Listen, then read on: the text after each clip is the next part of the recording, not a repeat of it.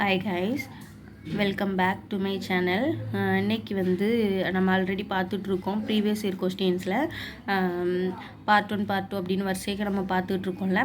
அதில் போன வீடியோவில் வந்து 20யோட முடிச்சிருப்போம். 20க்கு அப்புறம் என்னென்ன வருது அப்படின்ட்டு பார்த்துடலாம் இந்த வீடியோவில். 21 என்ன கொடுத்துருக்காங்க அப்படின்னு பார்த்திங்கன்னா, சமரச சன்மார்க்க சங்கத்தை தோற்றுவித்தவர் யார் அப்படின்னா ராமலிங்க அடிகளார். சரியா, சமரச சன்மார்க்க சங்கத்தை தோற்றுவித்தவர் ராமலிங்க அடிகளார். அதுக்கப்புறம் 22வது கொஸ்டின் என்னென்னா, ஒரு பக்கம் சுவையோட இது கொடுத்துருக்காங்க, அதோட பயன் என்னென்னு கொடுத்துருக்காங்க. ரெண்டையும் நம்ம மேட்ச் பண்ணி கீழே ஆப்ஷன்ஸ் கொடுத்துருக்கிறதுல எந்த நம்பர் கரெக்டோ அதை சூஸ் பண்ணி எழுதணும். ஃபஸ்ட்டு சுவை வந்து இனிப்பு, துவர்ப்பு, புளிப்பு, கார்ப்பு அப்படின்னு கொடுத்துருக்காங்க. பயன் என்னென்னா இனிமை, வளம், உணர்வு, ஆற்றல். இதில் வந்து இனிப்புக்கு வந்து வளம், துவர்ப்புக்கு வந்து ஆற்றல், புளிப்புனா இனிமை, கார்ப்புனா உணர்வு, இந்த மாதிரி இருக்குது. ஸோ இப்போ நம்பர் வைஸ் பார்த்தீங்க அப்படின்னா 2, 4, 1, 3 அந்த மாதிரி வரும். ஸோ கீழே ஆப்ஷன்ஸ் கரெக்டாக இருக்கிறது பார்த்து சூஸ் பண்ணி நீங்கள் எழுதணும். தமிழினத்தை சேர்ந்தோ குடியரசுத் தலைவர்களாக தேர்ந்தெடுக்கப்பட்டுள்ள நாடுகள்.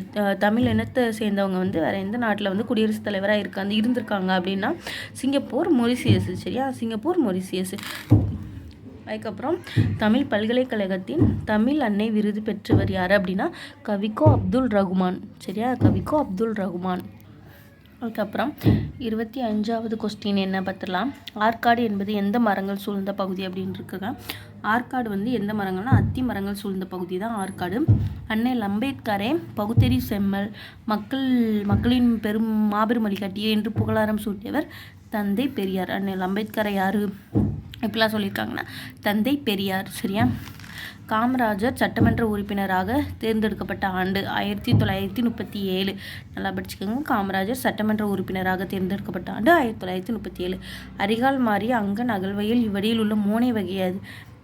அதாவது மோனை வகை என்ன அப்படின்னு கேட்டிருக்காங்க. இதில் என்ன அப்படின்னா அரிகால் மாறிய அங்கன் அகழ்வையில், இதுக்கு மீனிங் சொல்லிடலாம்.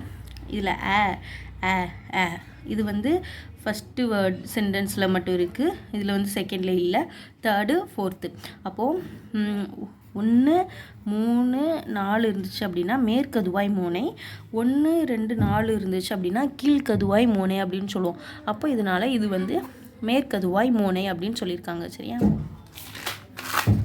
அதுக்கப்புறம் ஆறுமுக நாவலரை வசன நடை கைவந்த வள்ளலார் என பாராட்டியவர் யார் அப்படின்னா பரிதிமார் கலைஞர். அதுக்கப்புறம் தமிழ் மொழியை வடமொழி வல்லாண்மையின்றும் மீட்பதற்காகவே இறைவன் என்னை படைத்தான் என்று கூறியவர் தேவநேய பாவனர். நடுவணரசு உவேசா அவர்களின் தமிழ் தொண்டினை பாராட்டி அஞ்சல் தலை வெளியிட்ட ஆண்டு எது அப்படின்னா 2006. அதுக்கப்புறம் சிற்பக்கலை குறித்து தமிழ்நாடு தொழில்நுட்ப கல்வி இயக்கம் வெளியிட்ட நூலை கண்டறிக அப்படின்னு சொல்லியிருக்காங்க. சிற்பக்கலை பொறுத்து அப்படிங்கிறதுனால சிற்ப செந்நூல் அப்படின்ட்டு ஒரு நூலை வந்து வெளியிட்டிருக்கு. நல்லா படிச்சுக்கோங்க. அதுக்கப்புறம் நாயக்கர் காலத்தில் சிறந்து விளங்கிய சிற்பக்கலை தந்த சிற்பக்கலை. அதாவது தந்த சிற்பக்கலை, யானையோட தந்தங்களில் செய்யக்கூடிய தந்த சிற்பக்கலை யார் காலத்தில்னா நாயக்கர்களோட காலத்தில். அதுக்கப்புறம் ஸ்வீடன் நாட்டின் பேர் லார்க்விஸ்ட் எனும் சிறுகதைகளை தமிழில் மொழிபெயர்த்தவர் ஜி. குப்புசாமி அவர்கள். அதுக்கப்புறம் ராம நாடகத்தை இயற்றியவர் யார்? ராம நாடகத்தை யார் எழுதுனாங்க அப்படின்னா அருணாச்சல கவிராயர். இதெல்லாம் கண்டிப்பாக மறக்காமல் படித்து வச்சுக்கோங்க. அதுக்கப்புறம் 36வது கொஸ்டின் என்ன, மரபு கவிதையில் வேர் பார்த்தவர், புது கவிதையில் மலர் பார்த்தவர் அப்படின்ட்டு யாரை வந்து பாராட்டப்படுறாங்க அப்படின்னா அப்துல் ரகுமானை பாராட்டப்படுறாங்க. உச்சி மலையிலே ஊறும் அறிவுகள் ஒரே வழியில் கலக்குது, ஒற்றுமையில்லா மனித குலம் உயர்வு தாழ்வு வளர்க்குது என்று பாடியவர் யார் அப்படின்னா பட்டுக்கோட்டை கல்யாணசுந்தரம். இந்த வேர்ட்ஸ் நல்லா ஞாபகம் வச்சுக்கோங்க. பட்டுக்கோட்டை கல்யாணசுந்தரம். இரட்டை கிளவி போல் இணைந்தே வாழுங்கள், பிரிந்தால் பொருளில்லை அப்படின்ட்டு என்றும் ஓமை மரபில் புதுமைகளை சேர்த்தவர் யார் அப்படின்னா சுப்புரத்தின தாசன். அதாவது 39வது என்னன்னா, பிரெஞ்சு குடியரசுத் தலைவரால் செவாலியர் விருதினை பெற்றவர். செவாலியர் விருதியை பெற்றவர் வந்து வாணிதாசன். சரியா, வாணிதாசன். சுந்தரர் எவ்வரசரால் மகன்மை கொண்டு வளர்க்கப்பட்டார்? சுந்தரர் வந்து எந்த அரசரால் மகன்மை கொண்டு வளர்க்கப்பட்டார் அப்படின்னா நரசிங்க முனையாரார். நல்லா ஞாபகம் வச்சுக்கோங்க, நரசிங்க முனையானார். இப்போ இதுவரை 40 கொஸ்டின்ஸ் வந்து நம்ம பார்த்துருக்கோம்.